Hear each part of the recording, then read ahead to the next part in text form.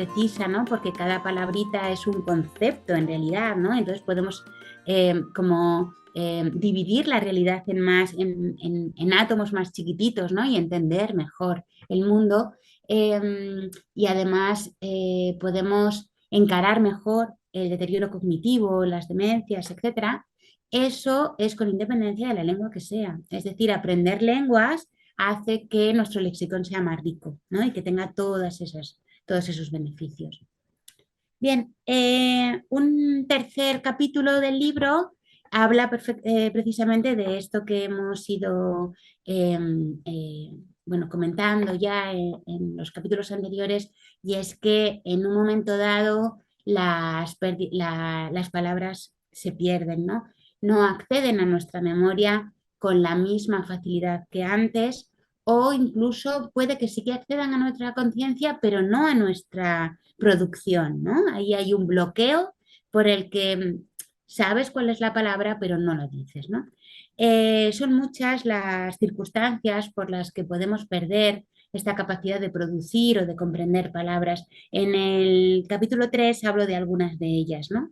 En todos los casos, eh, perder el lexicón, perder ese acceso a las palabras, tiene múltiples derivadas, múltiples consecuencias derivadas, ¿no?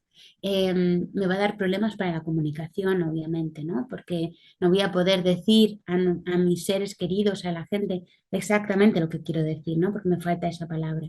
También voy a tener problemas para ese pensamiento tan sutil, ¿no? Porque no recuerdo exactamente, ¿no? Ese término que yo necesitaba, y cuando reconozco el término, de repente entiendo mejor el concepto, ¿no? Si estoy perdiendo mi lengua materna, como en el caso de los migrantes de larga duración que van perdiendo su lengua materna, también puedo tener problemas de identidad, de no saber quién soy, ¿no? Porque mi cerebro ya habla en otra lengua, pero estoy perdiendo la de mis ancestros, la de mis padres, la de mis abuelos, ¿no? Entonces puede llevar a problemas de identidad. En casi todos los casos, una pérdida de lexicón tiene consecuencias en mi autoestima, en mi autonomía personal y por lo tanto en mi salud mental. Esta pérdida de las palabras, en general denominado anomia, ¿no? Que es este problema de no acceder al lexicón, está muy correlacionada, tiene mucha correlación con problemas de salud mental, de ansiedad, de depresión, ¿no? Porque las personas que no son capaces de acceder a su lexicón con fluidez, muchas veces se ven mermadas, ¿no? Las actividades que puede realizar por sí solo, etc. Por lo tanto, ahí hay un trabajo de investigación en el que se debe observar exactamente cuáles son las consecuencias en la salud mental de la pérdida de las palabras, que bueno, nosotros tenemos en un cajón, que estamos intentando encontrar presupuesto, ¿no? Que todavía no lo hemos conseguido, pero que en una de estas convocatorias de proyectos, pues yo creo que lo conseguiremos, ¿no? Y bueno, si lo llevamos adelante, vendremos aquí a contaros lo que hemos encontrado. Em, Bien, cuando nosotros estamos en este momento de deterioro cognitivo o de principio de demencia, etcétera, las palabras que antes se pierden, como decía antes, son las que menos relaciones léxicas tienen. Por lo tanto, aprender segundas lenguas, hacer un léxico más rico, acceder a un input variado, ¿no? Es el mejor consejo que os puedo dar. Si leéis mucho, si accedéis a charlas, a podcasts, a documentales, etcétera, de tal forma que estéis expuestos a palabras que no conocíais, ¿no? Y que van llegando a vuestro lexicón mental. Si luego dentro de unos años, desgraciadamente, el deterioro cognitivo o cualquier otra enfermedad os produce una pérdida de palabras, estaréis, digamos, más protegidos, ¿no? Por la propia red léxica. Como os decía antes, uno de los problemas de pérdida del lexicón que hablo en el libro, de los que hablo en el libro, tiene que ver con los migrantes de larga duración. que una vez que pierden el contacto con su comunidad de origen, van perdiendo paulatinamente su lengua materna. Parece que es imposible perder la lengua materna, pero no es imposible. Y, y en concreto, que es lo que nos ocupa aquí, las palabras, ¿no? de su lengua materna. El consejo que yo doy aquí en el libro es mantener un contacto con la lengua uno, ¿no? Para no tener esta sensación de estar perdiendo la relación, ¿no? con la cultura de origen. Y, y también tener una visión distinta de lo que son las culturas, ¿no? Yo soy una verdadera enamorada del fenómeno de la migración, creo que, y eso que yo vivo en la ciudad en la que han vivido mis padres, en la que han nacido mis hijos, pero creo que la sociedad en la que vivo es más rica gracias a que vienen personas de culturas distintas y nos enriquecemos, ¿no? mutuamente. Entonces, me gustaría también transmitir a través de mi libro que las culturas no son fenómenos estancos, ni fenómenos homogéneos, ni fenómenos inmutables, sino que muy al contrario, las culturas son elementos vivos, elementos dinámicos, elementos heterogéneos, elementos en continuo cambio, ¿no? Por lo tanto, las personas migrantes no tienen que pensar a quién pertenezco, a la cultura uno o a la cultura 2, sino que son un conjunto de intersección de estas dos culturas y nos están enriqueciendo a las dos culturas, ¿no? Entonces, un cambio también de mentalidad, ¿no? Con respecto a la migración. Bien, también os decía antes que a veces las palabras sí vienen a la memoria, pero no vienen a la garganta.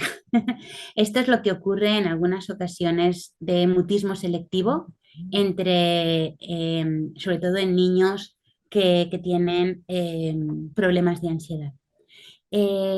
Cuando un niño de 3 años, 4 años, que en casa ha hablado perfectamente, llega a la escuela, en ocasiones deja de hablar en la escuela, ¿no? Y la profesora dice, el niño no habla, y en cambio en casa sí habla, ¿no? Bueno, hay que dejarles un tiempito, ¿no? Para ver si remite él solo, pero si en un mes no ha remitido y sigue sin hablar, lo mejor es ponerse en manos de un especialista de ansiedad infantil. Em, no hay motivos muchas veces para la ansiedad, motivos externos clarísimos, ¿no? No es, la familia no tiene que pensar que hemos hecho mal o qué ha pasado. Bueno, es es un trastorno que ocurre a veces y que lo importante es tratarlo lo antes posible, ¿no? Para que no vaya más. Normalmente el mutismo selectivo que no se trata comienza muy probablemente en el colegio, pero luego se va extendiendo la calle, en el parque, en casa de los abuelos y puede acabar siendo un mutismo completo, ¿no? Durante una época de la vida. Por lo tanto, bueno, ahora que lo que yo quería transmitir en este libro es que el mutismo selectivo no es más que un síntoma, que el verdadero problema, el verdadero trastorno es la ansiedad que va detrás y que no hay que dejar nunca a una persona a solas con su ansiedad, pero un niño pequeño pues todavía menos, ¿no? Y que es importante ponerse en manos de un especialista. También hablo un poquito de qué es lo que ocurre con el deterioro cognitivo, ¿no? Propio de la edad. Vamos perdiendo mielina. La mielina hace que las conexiones neuronales sean más rápidas. Cuando falta mielina, pues es como cuando tenemos un tobogán que está excesivamente seco, ¿no? Y entonces vamos bajando como a trompicones por él, pues unas conexiones neuronales sin mielina hacen que, bueno, pues que vaya habiendo un deterioro cognitivo. Y eso también se tiene consecuencias en el acceso al léxico, ¿no? Comienza con los nombres propios normalmente, yo ya estoy más o menos en esa fase, y no tiene ningún problema en general. No es indicio de ningún tipo de demencia, etcétera, ¿no? Entonces, bueno, hay mucha gente que se acerca a nosotros con un poco de miedo, ¿no? O de susto, de mira, cada vez se me olvidan más las palabras, tú crees que esto puede ser un síntoma de algo, etcétera. Y bueno, lo más probable, lo más seguro es que no. es que simplemente, pues igual que tampoco tenemos la fuerza que teníamos a los 20, ni tenemos la resistencia física que teníamos a los 20, pues tampoco tenemos el acceso al lexicón que teníamos a los 20, no pasa nada más. De todas formas, hay pruebas que tienen los mismos médicos de cabecera que pueden hacer un cribado, ¿no? Sobre si lo que pasa está dentro de, digamos, de lo normal por la edad o si puede ser un poquito más, ¿no? Y entonces hay que echar un vistazo, ¿no? A ver si hay un problema de fondo. Porque los problemas neurodegenerativos, cuanto antes se detectan, mucho mejor, ¿no? Porque se pueden ralentizar los síntomas. Por lo tanto, bueno, si realmente hay mucha pérdida del léxico, una visita al médico de cabecera, pues tampoco viene mal. Pero sobre todo sin susto, porque en un alto porcentaje de los casos no es más que bueno, una falsa alarma y ya está. Un poquito más importante, claro, son las anomias, esa falta de acceso léxico después de un traumatismo craneoencefálico, un ictus o un problema ya de demencia. Nosotros tenemos un acuerdo con los principales hospitales de nuestra ciudad para trabajar con los pacientes que han sufrido un ictus y que como consecuencia del ictus tienen problemas de acceso al lexicón. Y estamos desarrollando una batería de pruebas para ver qué tipo de anomia tienen, ¿no? Si tienen una anomia fonológica, si tienen una anomia léxica, si tienen una anomia cognitiva, porque las consecuencias para la vida diaria son distintas, ¿no? No es lo mismo que no te salga la palabra a que no entiendes qué significa siéntate, ¿no? Tenemos una paciente que tiene un problema de anomia cognitiva y que a veces no entiende órdenes sencillas, ¿no? Bueno, pues esto sí que afecta de manera importante a su autonomía, ¿no? Y a su calidad de vida. Bien, en el capítulo 4 hablamos de la relación que tienen las palabras con nuestra salud mental y vemos cómo las palabras nos afectan emocionalmente, tanto para bien como para mal. Y hablamos un poquito de